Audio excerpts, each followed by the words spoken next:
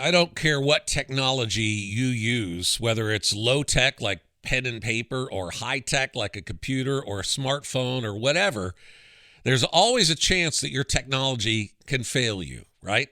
You can lose your day planner. Have you ever done that? You could have your hard drive crash, or you could lose your phone. Has that ever happened to you? Those things have all happened to my guest today, Angela Proffitt. And through those experiences, she has developed a system to put her technology in a place where it can't fail her. And in fact, it can be used to multiply, exponentially grow her business. She's going to teach you some of those strategies and skills on today's One Simple Thing. Stay tuned, you guys. It's time to build a better business by building a better you. This is One Simple Thing. Hey, welcome to the show. Dave Kirby back with you once again. And my friend Angela Proffitt is here. She is a productivity coach. She's an expert in paperless planning and productivity and profitability. She's also owner of Vivid Experiences, one of the world's leading event and high-end wedding planners.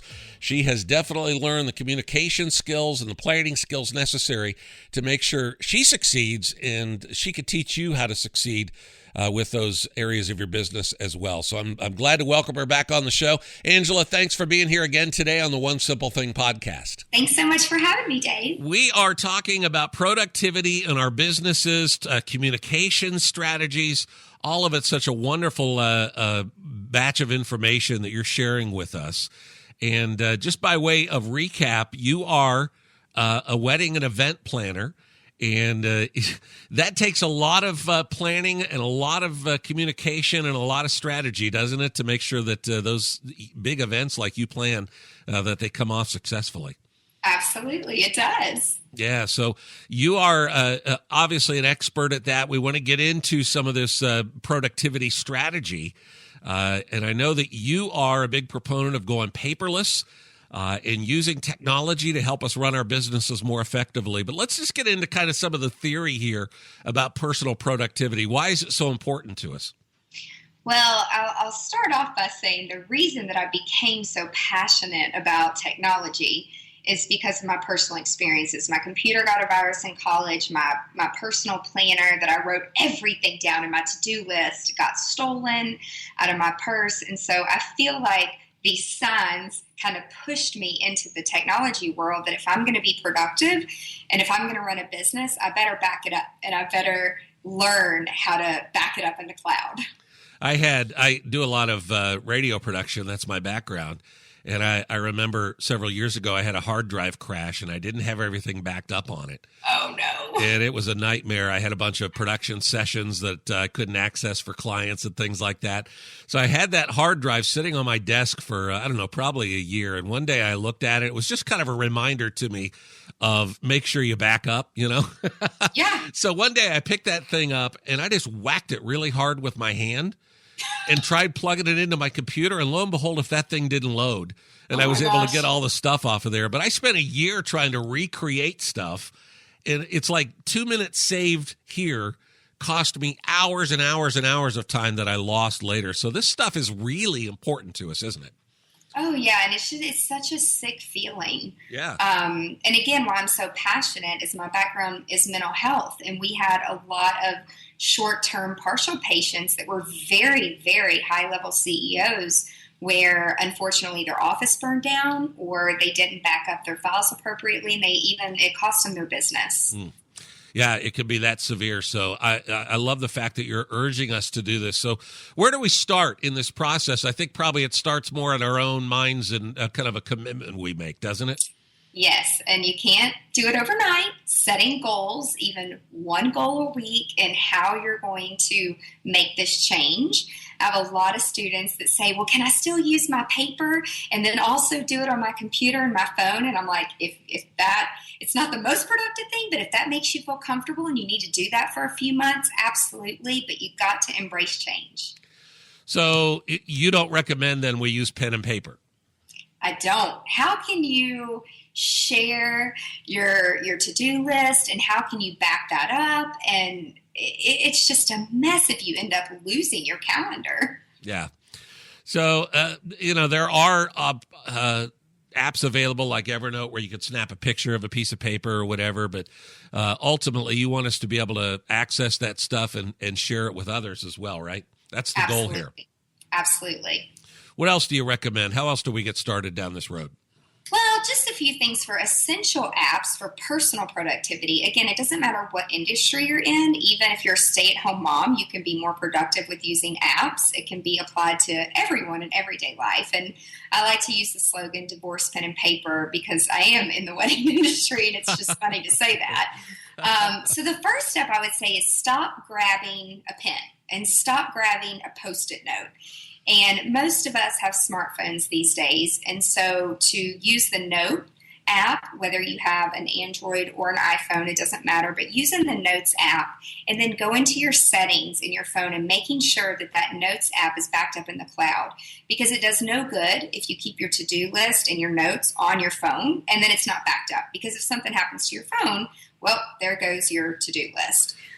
You know, I don't think people understand, too, that whether it's an Android phone, you could say, hey, Google, or if it's an Apple phone, you can use Siri and just say, make a new note to do blah, blah, blah, and it will do that automatically for you. It's so easy. You hold the home key down. And when I first got my dad an iPhone, he said, now what's the home key? I said, Dad, it's the only round button on the phone. That's your home key. So no question is ever too stupid. Yeah, just hold that down. When Siri pops up, just tell her to make a new note and then tell her what you want on the note. And it makes the note for you. So it's not as hard as it sounds, right? Right. So what's next? So we've got our Notes app that we're using regularly. I would say the next really, really important app to use is the online calendar, and stop using a planner. Or it's okay to do that if it makes you feel more organized, but back up your calendar on your phone. There's so many powerful things you can do. My favorite is using the Mac calendar. I can share calendars with my team. I have different colors on my calendars. I share one with my assistant, my team members, my production company, my family, and there's no room for miscommunication because it's all there. And taking a little bit of time to learning how to set up your calendar will make you so much more productive in the long run. It's really sad that we invest all this money and people spend all this money on Apple products and iPhones and Androids. I mean, people paying $150, $60, $70 a month, but they're not actually using the phone or their smartphone to the best of its ability. And I know there are lots of tutorials online that'll teach you how to do this stuff too, aren't there? Oh, there's a ton on YouTube. I mean, Apple has free classes. But again, it's like until you're forced to almost make a change, you're afraid to do it. And so I challenge your audience today that you can't say you didn't know, to back up, and that there's other alternatives. It's a habitual thing, just changing habits day by day and week by week. I love the questions you ask here. Is like, if your planner was stolen, what would you do, right? Right. Or how can you delegate a to-do on a Post-it note other than, I don't know, folding up and flying it like an airplane or something maybe? Right. We use an app in the office. It's free, called Wunderlist, and I have a rule in our office that if we have to click an app more than 2 times, we're not going to use it because it's not productive. And so we have a very cumbersome software that we use called Infusionsoft, but I don't even use that for the to-do list. We use Wunderlist. It's free.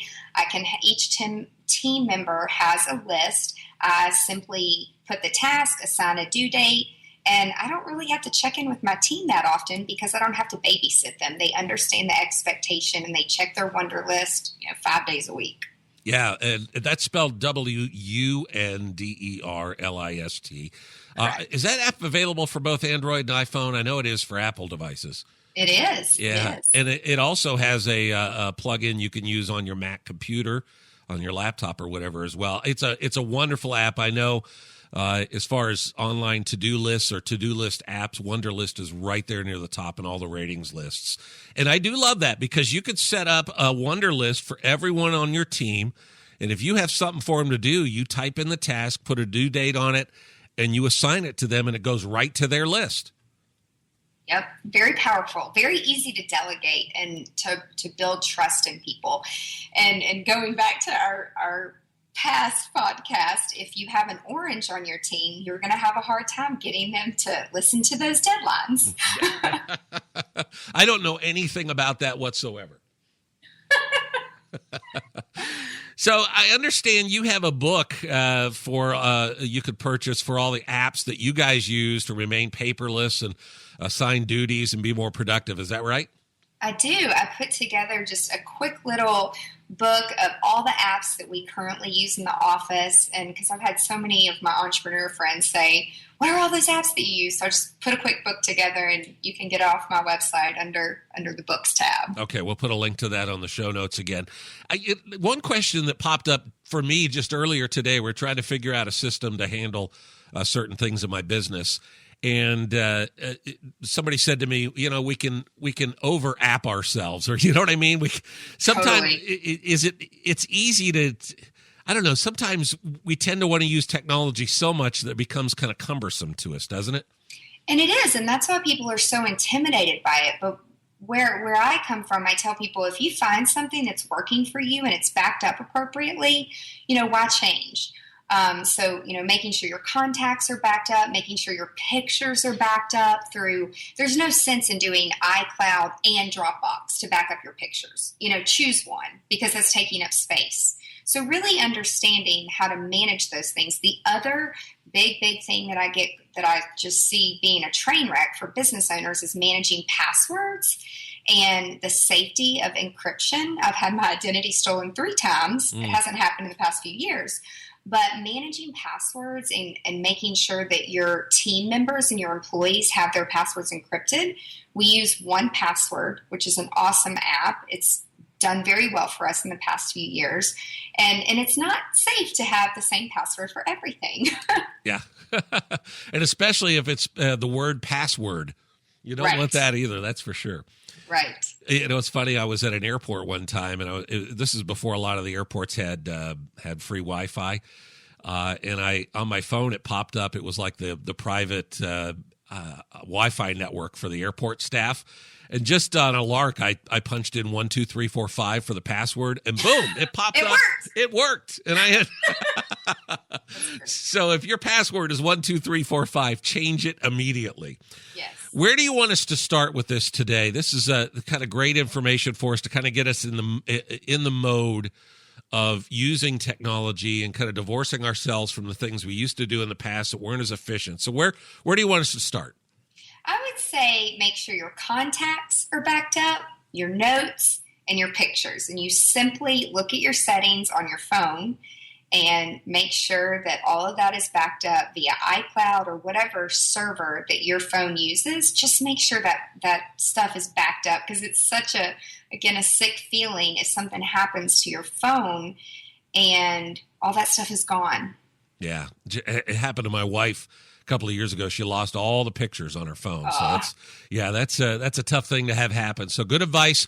Angela, thank you again. Everything we talked about on today's program will be linked on the show notes. I'll tell you more about that in just a second. But thank you so much for being with us again today. And thanks for having me, Dave.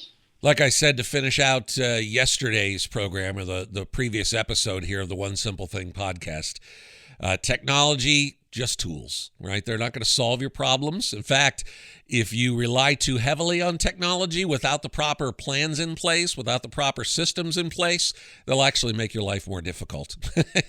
But if you put those systems in place, they can help you 10x your productivity and your growth. And that's what Angela Proffitt is all about. She offers personal coaching. She also has some products and some training products available. So if you want to check out her website, we've got a link to it on our website. Just look for the banner ad for Angela Proffitt. You'll find that at onesimplethingonline.com. We'd love for you to contact Angela and see how she might be able to help your business as well. She also has a blog post and kind of like a ebook called Every Entrepreneur's Must-Have Apps. And if you'll go to the show notes for today's program, which is episode 528, you can download that link, that PDF of your must-have apps as well. So make sure you check that out. Again, that's on the show notes for today's episode 528. I'm Dave Kirby. Thank you for listening. If you would like to contact me, you can do so via my email address, which is dave@onesimplethingonline.com. That's with a 1 in there. dave@onesimplethingonline.com. If you'd like to text, you are welcome to do that as well. 615-436-2626 is my text number. Again, 615-436-2626. Thank you for listening. I'm Dave Kirby. I'll be back with Angela Proffitt on the next episode of the One Simple Thing podcast. I'll see you then.